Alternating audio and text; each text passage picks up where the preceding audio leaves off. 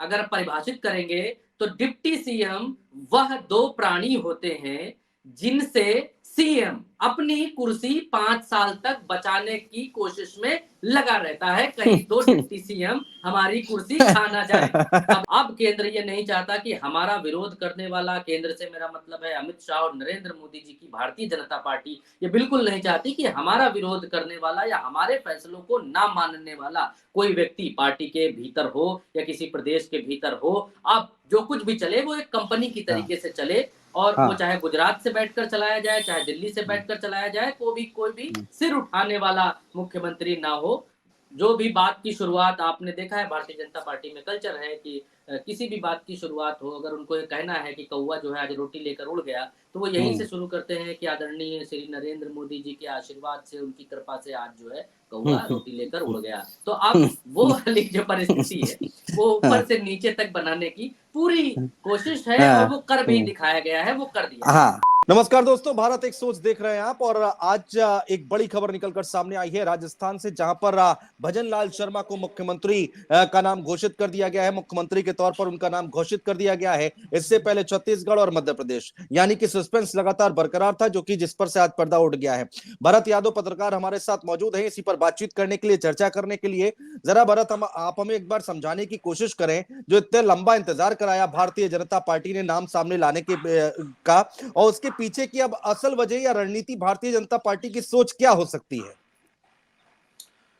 देखिए अनुज जी, मेन मसला तो ये है कि वसुंधरा राजे सिंधिया से बात बन नहीं पा रही थी, जिसकी वजह से इतनी देरी हुई।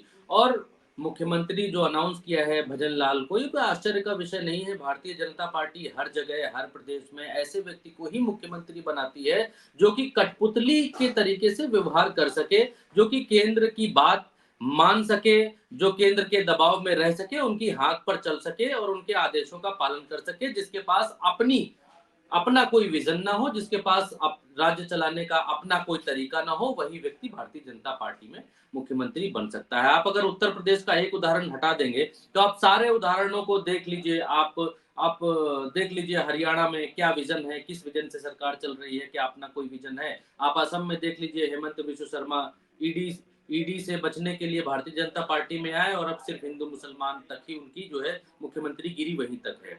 अब आप इसके बाद आप देख लीजिए गुजरात के भीतर, गुजरात में क्या हम और आप पत्रकारिता की फील्ड में हैं, हमने सुन रहे लाखों दर्शकों में से कई लोगों को तो मुख्यमंत्री का नाम नहीं मालूम होगा, गुजरात का मुख्यमंत्री कौन है। अब गुजरात विकास की किस किस धारा में बह रहा है। तो भारतीय जनता पार्टी सीएम बनाने में कामयाब नहीं हुई है। भारतीय जनता पार्टी इन 5 राज्यों के चुनावों में नरेंद्र मोदी जी की राह में अटक रहे रोड़ों को हटाने में इस दफा पूरी तरीके से कामयाब हो गई है। मैं आपको शुरू से बताता हूं, जब नरेंद्र मोदी जी प्रधानमंत्री बनने के बाद उन्होंने पहली लेयर जो साइड की, वो लेयर कौन सी थी? वो लेयर थी आडवाणी वाली लेयर, वो लेयर थी मुरली मनोहर जोशी वाली लेयर, वो लेयर थी सुषमा स्वराज वाली लेयर, जेटली वाली लेयर, वो लेयर थी गडकरी वाली लेयर। सुषमा स्वराज और जेटली जी तो इस दुनिया में नहीं रहे, स्वर्गवासी हो गए, लेकिन वो भी उनकी इस टीम का हिस्सा नहीं थे, लेकिन वो बने इनकी टीम का हिस्सा। गडकरी आज भी इनकी टीम का हिस्सा नहीं है, तो कहाँ है और क्या है? आडवाणी जी कहाँ हैं?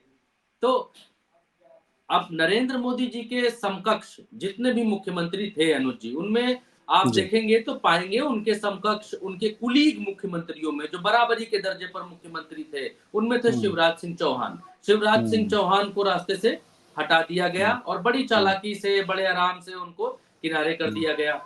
हुँ। दूसरी तरफ थी वसुंधरा। वसुंधरा को वसुंधरा। भी उसी तरीके से साइड किया गया। अब ये बात ठीक है कि नए लोगों को मौका दिया जा रहा है, अच्छी बात है हुँ, कि हुँ, नए लोगों को मौका दिया जाए। क्या कार्यकर्ता हमेशा दरी बिछाता रहेगा? हर पार्टी हुँ, में ऐसा होना चाहिए कि नए लोगों को मौका मिलना चाहिए। हुँ, लेकिन जब मंशा नए लोगों को लाने के पीछे हुँ, पुराने वाले उन लोगों को हटाने की हो जाती है, जो आज नहीं तो कल और कल नहीं तो परसों आपकी राह का रोड़ा बनेंगे, तो फिर स्थितियां और परिस्थितियां बदल जाती हैं, तो फिर मंशा पर सवाल उठ जाता है। क्या ये यहाँ पर शिवराज जो हो, रमन सिंह हो या फिर वसुंधरा हो, जिनका जिक्र आप कर रहे हैं कि यहाँ पर इनको साइडलाइन किया गया है, ये कोई छोटे मोटे जिला स्तर के नेता तो है नहीं, मुख्यमंत्री रह चुके हैं कई कई बार, तो वो क्या उनकी नाराजगी क्या अंदर नहीं होगी और आने वाले समय पर उसका असर नहीं पड़ेगा क्या? अब देखिए अनुज भाई, एक सबसे जरूरी चीज आप ये देखेंगे कि जब अपर लेयर को साफ किया गया, जब बुजुर्गों वाली लेयर को हटाया गया, तो उस दौरान कोई भी इस स्थिति में नहीं था कि कोई अलग गुट बना पाता और इसका विरोध कर पाता, प्रतिशोध ले पाता या अलग गुट बनाकर ये काम कर पाता। लेकिन अब जो शिवराज सिंह चौहान का गुट है या वसुंधरा राजे का गुट है, अब आप बताइए अनुज जी, अगर किसी 18 वर्ष के मुख्यमंत्री को, जो 18 वर्ष से मुख्यमंत्री रहा हो, उसको अचानक ऐसे हटा दिया जाए, जबकि मध्य प्रदेश के भीतर उसी व्यक्ति के चेहरे पर आपने चुनाव लड़ा भी और उसको जीता भी। लोग तो यहाँ तक कहते हैं कि शिवराज सिंह चौहान अगर आगे नहीं होते मध्य प्रदेश के भीतर, तो भारतीय जनता पार्टी के लिए जीत हासिल करना बहुत बहुत दूर की कौड़ी थी, बहुत मुश्किल था। लेकिन शिवराज सिंह चौहान की लाडली बहन जो योजना थी, उस योजना ने कमाल करके दिखाया है। लेकिन इस लाडली बहन योजना में शिवराज सिंह चौहान ने एक बात कही थी कि हम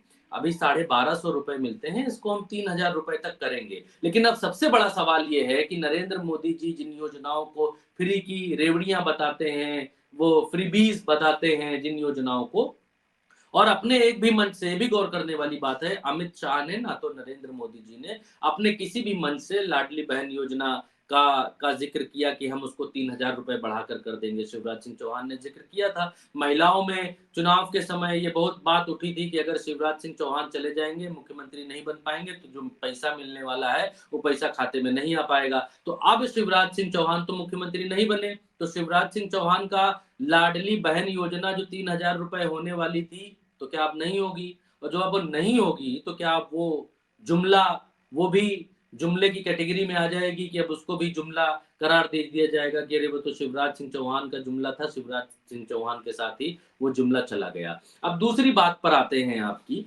आपने दूसरा सवाल किया कि अब इनका क्या होगा।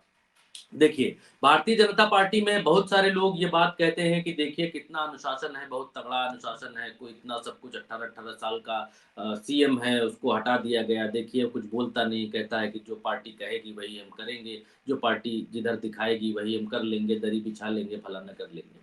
लेकिन इन सब के पीछे जब आप धरातल में उतरते हैं, तब आप पाते हैं ये सब कहने की बातें हैं। जैसे नरेंद्र मोदी जी ये बात कहते हैं कि जाति-वाति कुछ नहीं होती है, भारत में एक ही जाति है, वो है गरीब की जाति।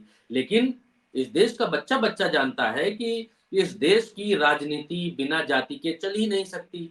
अगर जाति की बात नहीं होती, तो क्यों राजस्थान, जब बिहार में अभी जातिगत जनगणना हुई, उसमें यादवों का प्रतिशत बहुत ज़्यादा आया, तो फिर क्यों मजबूर होना पड़ा नरेंद्र मोदी जी को, और क्यों एक यादव को मध्य प्रदेश का सीएम बनाना पड़ गया, और फिर वहाँ पर जो 2 डिप्टी सीएम बनाए हैं, वो भी जातियों को देखकर बनाना पड़ा, और जो स्पीकर बनाया है, वो भी जाति को देखकर बनाया है। तो ये तो कहने की बातें हैं, हाथी के दाँत खाने के कुछ और हैं और दिखाने के कुछ और हैं कि हम जाति-वाति नहीं मानते। उसी तरीके से जब आप मध्य प्रदेश और राजस्थान को देखेंगे, तो वहां पर भी अपने अपने लोगों को, अपने अपने जिनको कठपुतली कहते हैं, अब कठपुतली सीएम, अभी तक मध्य प्रदेश में वो चीजें नहीं हो पा रही थी। अभी तक राजस्थान में जब वसुंधरा राजे मुख्यमंत्री थी, तो कई बार ऐसी चीजें हुई कि वसुंधरा राजे ने केंद्र से जो बताया गया, जो कहा गया कि इनको जो है नेता प्रतिपक्ष बनना है, इनको प्रदेश अध्यक्ष बनना है, उसमें वसुंधरा राजे का बहुत कड़ा विरोध रहा था। और अब केंद्र ये नहीं चाहता कि हमारा विरोध करने वाला, केंद्र से मेरा मतलब है अमित शाह और नरेंद्र मोदी जी की भारतीय जनता पार्टी, ये बिल्कुल नहीं चाहती कि हमारा विरोध करने वाला या हमारे फैसलों को ना मानने वाला कोई व्यक्ति पार्टी के भीतर हो या किसी प्रदेश के भीतर हो। अब जो कुछ भी चले वो एक कंपनी की हाँ, तरीके से चले, और वो हाँ, चाहे गुजरात से बैठकर चलाया जाए, चाहे दिल्ली से बैठकर चलाया जाए, कोई भी सिर उठाने वाला मुख्यमंत्री ना हो। जो भी बात की शुरुआत, आपने देखा है भारतीय जनता पार्टी में कल्चर है कि किसी भी बात की शुरुआत हो, अगर उनको ये कहना है कि कौवा जो है आज रोटी लेकर उड़ गया, तो वो यहीं से शुरू करते हैं कि आदरणीय श्री नरेंद्र मोदी जी के आशीर्वाद से, उनकी कृपा से आज जो है कौवा रोटी लेकर उड़ गया। तो अब वो वाली जो परिस्थिति है, वो ऊपर हाँ, से नीचे तक बनाने की पूरी कोशिश है, और हाँ, वो कर भी दिखाया गया है, वो कर दिया गया हाँ, है। अच्छा भरत जी, एक आखिरी सवाल, थोड़ा बड़े कैनवास पे और सोचते हैं और आपसे जी। समझने की कोशिश करते हैं। तीन हाँ, राज्यों में। एक चीज़ हाँ, रह गई, हाँ, आपने एक हाँ। बात पूछी थी कि अब इनका क्या होगा? बड़े-बड़े लोग हम्म, हैं, बड़े-बड़े, आपका हम्म, सवाल यही था। हम्म, तो भारतीय जनता पार्टी को जितना हम लोगों ने देखा है, जितना जितना अभी तक देखा गया है, उस हिसाब से ये लोग अब राज्यपाल बनने के काबिल हो चुके हैं। और अच्छा। राज्यपाल बनने के बाद फिर पारी समाप्ति की घोषणा हो जाती है। तो इतने समय के मुख्यमंत्री रहे हैं, इतने सालों हम्म, मुख्यमंत्री रहे हैं ये लोग, 2-2 बार, 3-3 बार, कोई तो हम्म, नरेंद्र मोदी जी का भी रिकॉर्ड तोड़ने जा रहे थे अभी शिवराज सिंह चौहान, अगर इस बार शिवराज हम्म, सिंह चौहान को मुख्यमंत्री बना देते, इसीलिए तो नहीं तो हटा दिया नरेंद्र गया, बदल मोदी दिया गया। जी तो मोदी जी का रिकॉर्ड देखिए, भारतीय जनता पार्टी में नंबर 1 एक ही आदमी हो सकता है, रिकॉर्डधारी हम्म, आदमी एक ही व्यक्ति हो सकता है। बाकी कोई हम्म, रिकॉर्ड नहीं बना सकता है। तो अब वो हाँ, अलग बातें हैं कि किस लिए हटाए गए, वो तो जग जाहिर है किस हाँ, लिए हटाए गए। हाँ, अब विकल्प भारतीय जनता पार्टी में देखिए, भारतीय जनता पार्टी भी 2 जगहों से चलती है। अगर सिर्फ हम्म, भारतीय जनता पार्टी के भीतर से ही भारतीय जनता पार्टी चलती तो अलग बात थी। लेकिन हम्म, भारतीय जनता पार्टी और आरएसएस, 2 हम्म, चीज़ें मिलकर एक कॉम्बो हम्म, बनती हैं। जब 2 हाँ, चीज़ें मिलकर एक कॉम्बो बनती हैं, तो कोई भी कॉम्पिटिटर हम्म, अपने कॉम्पिटिशन में, भारतीय जनता हम्म, पार्टी तो इस समय कंपनी की तरह काम करती है, अच्छी बात है, बिल्कुल कंपनी की तरह सोचती है, कंपनी की तरह चुनाव लड़ती है, कंपनी की तरह सारी चीज़ें करती है। तो कंपनी में बॉस जो है, वो ये नहीं चाहेगा और कभी भी नहीं चाहेगा कि उसका हम्म, कुलीग, उसका हम्म, जूनियर उससे ज़्यादा दिमाग चलाए, उसका कुलीग, उसका जूनियर उसकी हम्म, जी हुजूरी ना करे, उसका कुलीग हम्म, उसकी हाँ में हाँ ना मिलाए, उसका हम्म, जूनियर जो है मसाला खाते हो, हाँ सर आप बिल्कुल ठीक बात कर रहे हैं, वो हम्म, ऐसी बातें ना कहे, तो फिर हम्म, बॉस का बॉसिज्म कैसे रहेगा? और हम्म, अगर बॉस के कंपटीशन में कोई हम्म, और संस्थान को दिखने लगा, संस्थान मतलब आरएसएस, अगर हाँ, बॉस के कंपटीशन में संस्थान को हम्म, कोई और व्यक्ति के चेहरे में वो व्यक्ति दिखाई देने लगा, तो फिर ये बॉस के लिए तो बड़ी दिक्कत की बात हो जाएगी, बॉस को तो दूसरी हम्म, नौकरी ढूंढनी पड़ जाएगी जी। तो वही हम्म, हाल है इस समय। और उत्तर प्रदेश में योगी आदित्यनाथ मुख्यमंत्री हम्म, हैं और योगी आदित्यनाथ से यही चिंता दिल्ली को रहती है कि इस व्यक्ति हम्म, के बारे में बार-बार ये कहा जाता है कि योगी जी अब सीएम हैं, कल को पीएम हाँ, बन सकते हैं, कल ये हो सकते हैं, परसों। मैं तो आपको एक बात बताऊँ, मेरे एक जानकार हैं जो हम्म, इस समय अपना चैनल चला रहे हैं और हम्म, उन्होंने मोदी जी के लिए बड़ी अच्छी-अच्छी स्टोरियाँ वो करते हैं और बाल नरेंद्र और सब वो कर चुके हैं। उसके बाद उनके भीतर थोड़ा-सा जोश और जागा, उन्होंने योगी जी को कहा कि अगले प्रधानमंत्री जो है वो योगी आदित्यनाथ जी बनेंगे। अगले हम्म, प्रधानमंत्री हो सकते हैं योगी आदित्यनाथ जी, इस नाम से हम्म, स्टोरी लगाई, अपने यूट्यूब हम्म, चैनल के ऊपर लगाई। हम्म, उनके उस स्टोरी को हटवाया गया बाकायदा। दिल्ली हम्म, से उनके पास फ़ोन आया कि ये हम्म, क्या बात होती है? What is hmm, this? ये क्या है?